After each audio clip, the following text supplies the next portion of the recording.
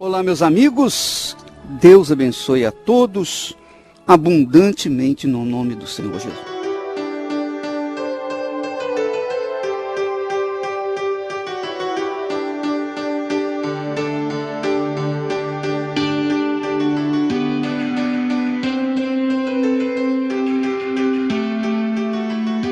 Nós estamos falando sobre a humildade. E quando a gente fala em humildade, a gente está falando sobre o caráter básico, fundamental do cristão, do servo.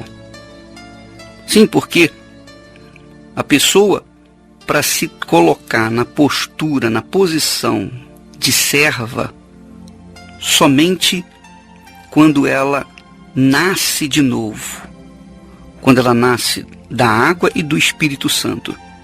Do contrário, é impossível a pessoa ser serva, porque há uma luta, há um conflito íntimo, constante, entre o desejo da própria pessoa e os desejos de Deus, a vontade nossa e a vontade do Espírito Santo.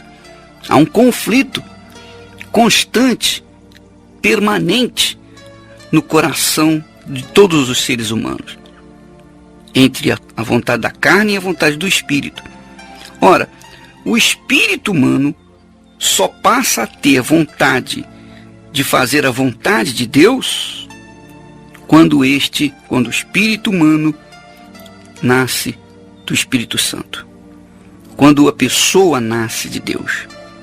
Ora, o Senhor Jesus disse inicialmente, na sua instrução, no seu ensino aos discípulos, olha, bem-aventurados os humildes de espírito, porque deles é o reino dos céus.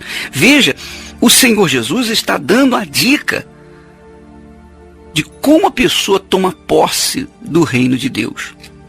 Como é que você pode chegar ao ponto de ter comunhão com Deus e tomar posse do seu reino? Como é que você pode entrar no reino de Deus? Como é que você pode nascer de novo, nascer da água, nascer do Espírito? Nascer da água, isto é, nascer da palavra de Deus. E nascer do Espírito, isto é, nascer de Deus. Como? Se você não é humilde para aceitar a palavra de Deus como sendo a palavra de Deus de fato e de verdade e se submeter a ela. É impossível. É preciso que a pessoa seja humilde para submeter-se à palavra de Deus. É preciso que ela seja humilde o suficiente para que ela venha absorver os conselhos de Deus e obedecer e praticar, e para que então ela venha nascer de novo. É preciso que a pessoa seja humilde de espírito, para que ela possa tomar posse do reino de Deus, do reino dos céus. Por quê, ô Bispo Marcelo? É simples. Deus, minha amiga, meu amigo ouvinte, não faz o milagre como a gente, como o ser humano, como o mundo pensa, não. O mundo pensa assim, bem, olha, eu estou com esse problema, eu estou cego, eu vou lá na igreja, ou então eu não vou na igreja, e Deus, se Deus quer me curar, então Ele me cura aqui onde eu estou. Não preciso ir na igreja para Ele me curar. As pessoas dizem assim, se Deus existe, então Ele tem que vir a mim e resolver o meu problema.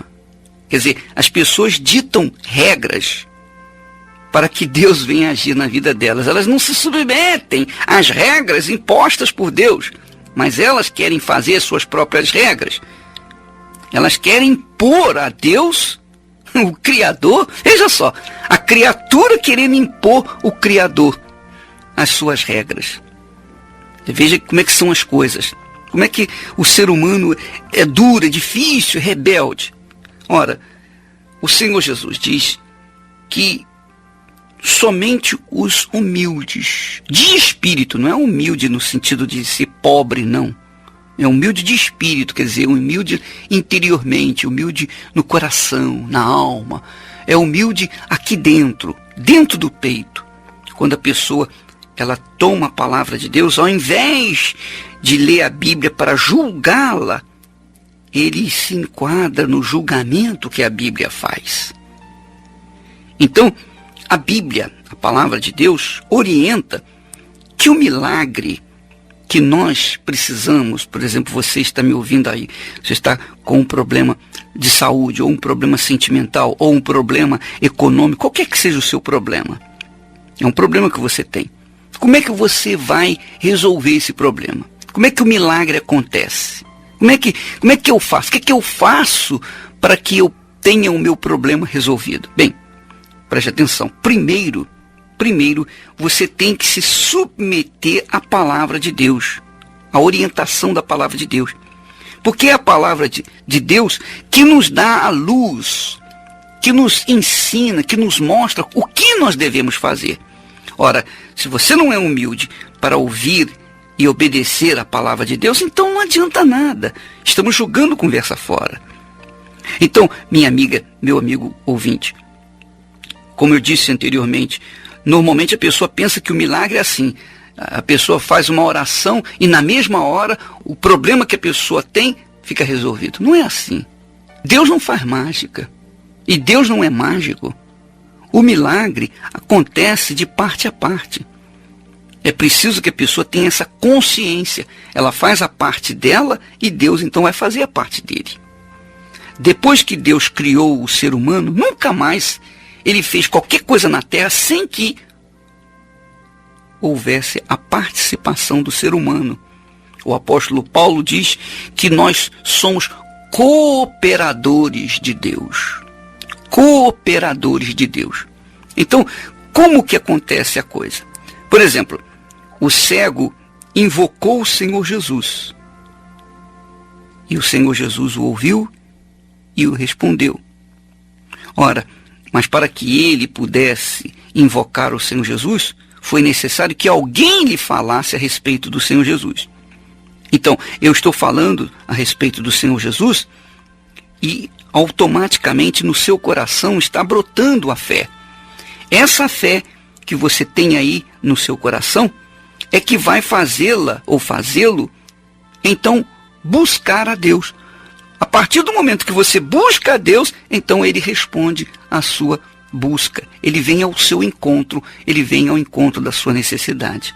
Então, a coisa não é difícil. Não é difícil entender. O difícil é a pessoa aceitar.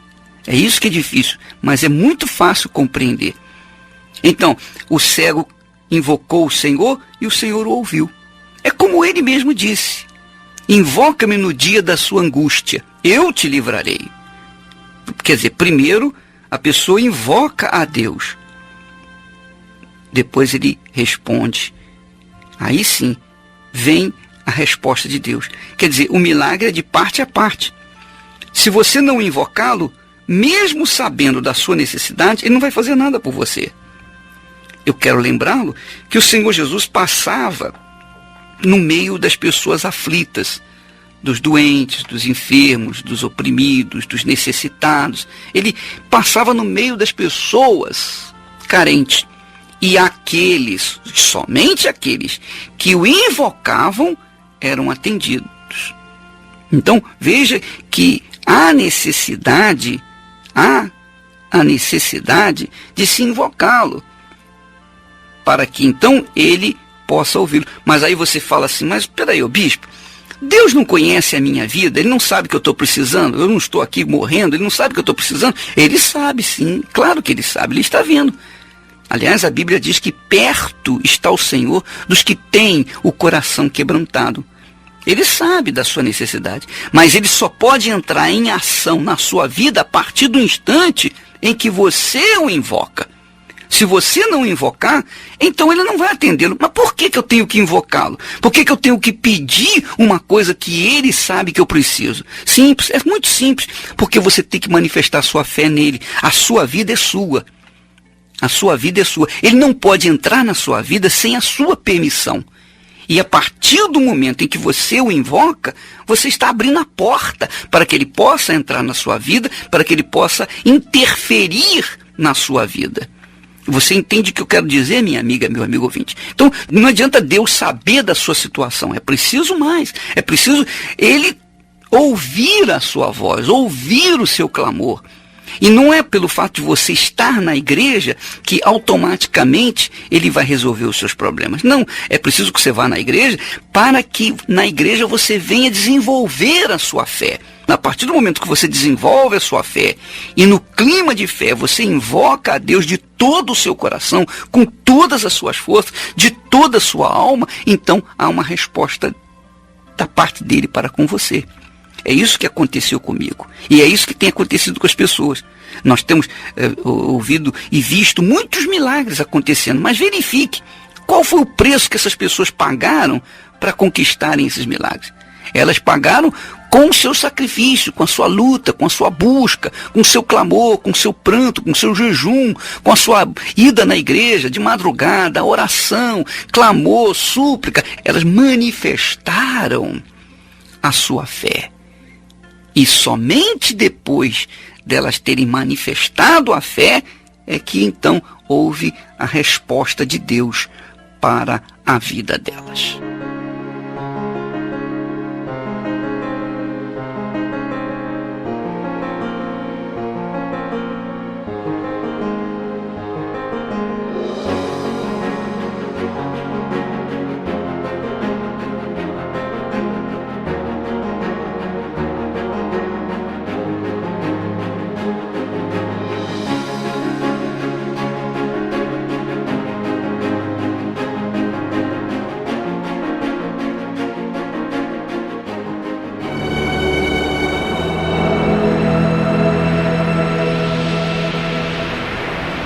Eu sentia um vazio. É assim, e foi passando o tempo e aquele vazio ia aumentando. E eu pensava que esse vazio vinha por eu ser criada com vó, por não ter a minha mãe perto de mim. Eu chorava muito, era muito chorona. É assim, nada para mim estava bom. Onde eu estava não estava bom. Se tivesse muita gente dentro de casa, eu ainda me sentia sozinha. À noite eu não conseguiria dormir. Às vezes eu acordava no meio da noite chorando. Aí eu pensava assim, não, mas com o passar do tempo, eu tenho certeza que quando eu casar, tudo isso vai mudar na minha vida. Casei com 16 anos. O meu casamento foi lindo. O casamento dos meus sonhos. Mas aí aquele sonho durou pouco. Aí eu começava a ficar deprimida, começava as brigas com meu marido. Eu sentia que a casa era grande demais e eu pequena demais, então eu queria sair de dentro de casa, andar, fazer alguma coisa. Procurava amizades, procurava amigo. Aí eu comecei a atrair meu marido. Aí eu comecei a sentir uma depressão profunda. Tentei suicídio 3 vezes, separei do meu primeiro marido, casei de novo, também não deu certo. Falei, eu vou arrumar um filho, talvez um filho, esse vazio vai ser preenchido, porque ele vai ser só meu. Engravidei, tive meu filho. E esse vazio ele aumentava. Aí eu desisti de querer preencher o vazio e comecei a andar na noite. Bebia, fumava. Meu filho eu deixava com as vizinhas, às vezes deixava com a irmã, com um parente. E eu ia viver minha vida. De tanto me relacionar com outras pessoas, ter envolvimento com outros homens, eu peguei o vírus da HPV. Aí foi aí que eu tive um câncer. Aí que chegando a esse estágio de câncer, aí eu tinha uma sobrinha que ela conhecia já o trabalho da Igreja Universal. E ela me convidou para me ir até a igreja. Chegando lá, parecia que aquela reunião foi feita para mim. Porque tudo que eu via batia comigo. E eu ouvia o pastor falar que quando a gente tem um Espírito Santo, tudo em nós muda, todo o nosso ser. Aí eu comecei a desejar a ter o Espírito Santo que o pastor estava falando.